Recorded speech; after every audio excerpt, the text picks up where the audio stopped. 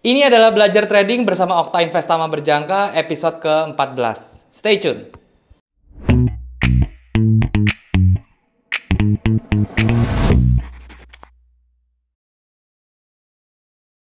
Halo guys, balik lagi sama gue Daryl di This is the Channel. Dan hari ini kita masuk ke Forex Series lagi teman-teman. Dan di Forex Series kali ini gue akan melanjutkan belajar trading Forex bersama dengan Okta Investama yang sudah masuk ke episode 14. Dan di episode 14 ini gue akan ngejelasin tentang yang namanya supply and demand teman-teman ya. Ini adalah materi yang udah kalian request banget ya.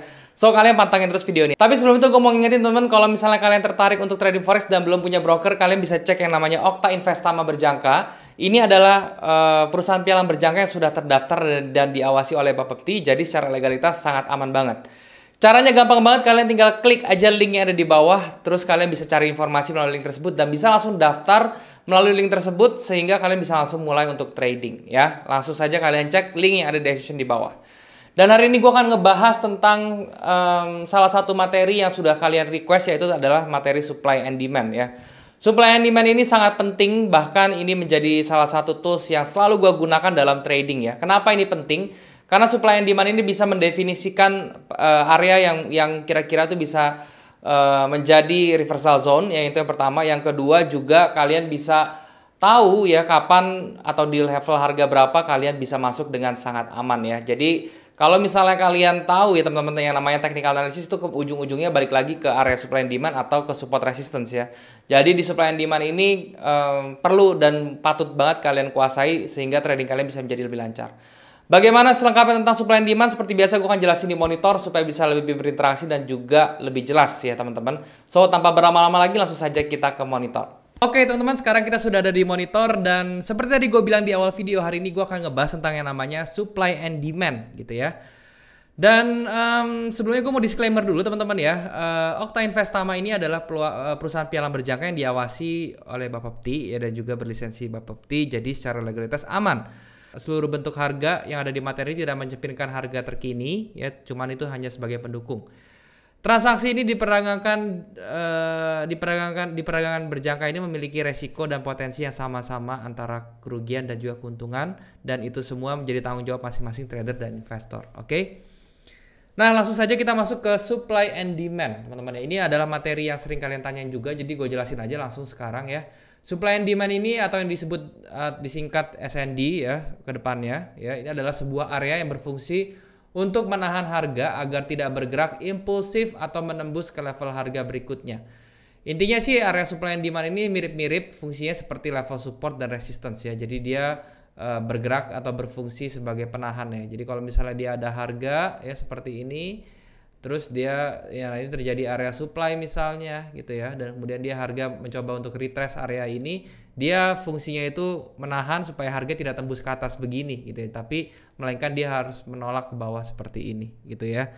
Nah, kalau misalnya fungsi seperti itu berarti supply and demand itu bisa dijadikan alat untuk mengonfirmasi bahwa oke, area ini tuh sebenarnya ada kesempatan atau ada probabilitas untuk menjadi price reversal zone atau pembalikan arah harga yang mana kedepannya bisa kita manfaatkan untuk entry ya. Intinya sih seperti itu, oke? Nah, kemudian perbedaan area supply dan area demand ya. Kan supply and demand itu ada dua area. Yang pertama area supply dan area demand. Area supply itu adalah area yang bertugas untuk menjaga harga agar tidak bergerak impulsif ke arah atas gitu ya, dan juga menolak harga ke arah bawah. Jadi area supply itu biasanya adanya di atas ya. Fungsinya dia supaya harga nggak jebol ke atas, tapi dia bisa menolak harga ke arah bawah seperti ini. Itu area supply. Kemudian untuk area demand itu adalah area yang bertugas untuk menjaga harga agar tidak bergerak impulsif ke arah bawah dan menolak harga ke arah atas. Jadi biasanya area demand itu beradanya di bawah ya, di bawah harga berjalan ya. Kemudian fungsinya itu adalah dia menjaga agar harga tidak menembus ke bawah seperti ini, tapi ditolak ke atas ya seperti ini. Oke? Itu bedanya area supply and demand. Nah, terus cara menentukan area supply and demand itu gimana ya? Untuk membuat area supply and demand kita perlu mengidentifikasi area di mana tempat harga bertumpuk ya, yang mana dapat berbentuk sebuah base atau area konsolidasi, baik konsolidasinya kecil maupun besar ya. Sehingga teman-teman ya, yang dicari untuk menentukan area SND itu adalah area base ya. Jadi kalian cari harga yang benar-benar lagi konsolidasi ya. Contohnya seperti apa nih, gue langsung contohin aja di apa namanya di market benerannya gitu ya. Nah ini kalian bisa coba ya, ini gue ke style ke M30, kalian tinggal cari aja area konsolidasi. Nah contohnya seperti yang gue udah biruin nih, ya ini kan area bertumpuk harganya nih. Ini kalian bisa langsung kurungin ya. Dan kemudian kalau misalnya dia di atas, harganya di atas area ini, berarti area ini bertindak sebagai demand. Tetapi kalau harganya berada di bawah area ini bertindak sebagai supply. Kayak gitu aja, gampang kan? Oke. So fungsinya apa ketika dia kembali lagi ke area ini, teman-teman. Ini kalau misalnya gue bisa panjangin ya teman-teman, seperti ini, gue panjangin. Nah kalian lihat ya, begitu dia masuk kembali ke area demand, dia harganya dipantulin atau di reject ke atas. Karena itu memang fungsi dari si area demand ini ya, dia kan mencegah supaya harga tidak bocor ke bawah gini ya. Tapi itu dia malah berfungsi untuk menolak harga dia balik ke atas. Dan ini ternyata di sini berhasil, dia bisa berhasil menolak harga dan harga bisa kembali ke atas. Seperti itu ya, gampang, cukup mudah dan tidak ribet ya. Kemudian breakout yang terjadi di area tersebut dapat menentukan kekuatan tahan dari SND yang akan terbentuk di masa yang akan datang. SND dapat dicari di semua time frame juga. Jadi SND ini tidak terpacu kepada atau tidak terkait terhadap satu buah time frame sendiri, tapi ini bisa digunakan di seluruh time frame kayak gitu ya. Nah, kemudian masalah breakout ya, itu maksudnya bagaimana? Kalian harus lihat ya di sini.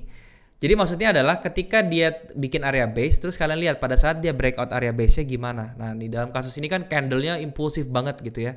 Berarti dengan candle impulsif ini membuat si area base ini akan menjadi SND yang lebih kuat daripada kalau dia jebolnya itu biasa aja gitu. Jadi itu dapat memperkuat area SND-nya. Ya, jadi kalian bisa lihat di sini dia pas turun, dia kuat sekali, bisa menahan. Seperti itu, oke?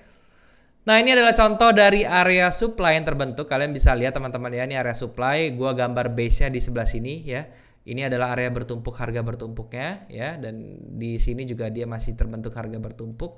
Sehingga ini gue tarik ke atas, ini menjadikan level area ini adalah area supply gitu ya. Dan pada saat breakout kalian lihat ya, pada saat breakout di sini dia breakoutnya dengan candle yang cukup bagus. Sehingga menandakan area ini akan menjadi area yang sangat kuat untuk menahan harga ya. Bisa dilihat pada saat dia bergerak naik ke atas, ya dia menyentuh atau masuk ke level ini, dia langsung mereject harga dengan sangat cantik, sangat bagus, harganya kembali ke bawah seperti itu. Nah kemudian ini adalah demand area teman-teman ya, ini contoh demand area yang tadi, ini gue kasih lihat teman-teman, di sini ada angka, ada level base seperti ini, dan dia di breakout juga dengan candle yang cukup impulsif ya, itu menandakan level ini akan menjadi level demand yang cukup kuat ya, sehingga kalian bisa lihat pada saat dia koreksi ke bawah masuk ke level demandnya, dia bisa dipantulkan harganya segera seperti itu. Oke, nah ini gue kasih contoh lagi. Kalau misalnya kita lihat ya, misalnya kita cari langsung di gold teman-teman ya, kita coba cari langsung di gold. Nah kalian bisa lihat teman-teman ya, di sini di gold ini di time frame M30 ini juga muncul area konsolidasi seperti ini teman-teman ya, area base ya. Tapi kita lihat ya, untuk area base yang lebih jelas yang benar-benar memantulkan banyak harga di sini itu adalah yang seperti ini ya. Oke, nah di sebelah sini ya tampaknya. Nah, area 1722 sampai 1724 ya, dan pada saat breakout juga breakoutnya impulsif teman-teman ya, sehingga menjadikan area ini ya, ketika dia masuk ke area sini, ini bisa kemungkinan memantulkan harga ke bawah itu lebih besar seperti itu ya. Jadi itu yang bisa kalian perhatikan ya. Jadi untuk supply and demand kalian tidak bingung, bang area supply yang mana, area demand yang mana. Pokoknya intinya area supply itu adalah area konsolidasi tadi ya, area SND tadi yang berada di atas harga running ya. Kalian tinggal cari base, kalau base-nya itu berada di atas harga running kayak gini nih, ini base-nya di atas harga running sekarang, ini berarti bisa menjadi area supply. Sedangkan kalau area base-nya berada di bawah harga running, itu menjadi area demand. Sesimpel itu. Oke, mungkin ini aja teman-teman yang mau gue jelasin tentang supply and demand. Semoga kalian bisa paham dan mengerti apa yang gue jelasin di sini ya. Dan kalian sangat wajib untuk mempelajari supply and demand karena ini merupakan salah satu tools yang gue gunakan sampai sekarang dan ini sangat efektif untuk trading gitu ya.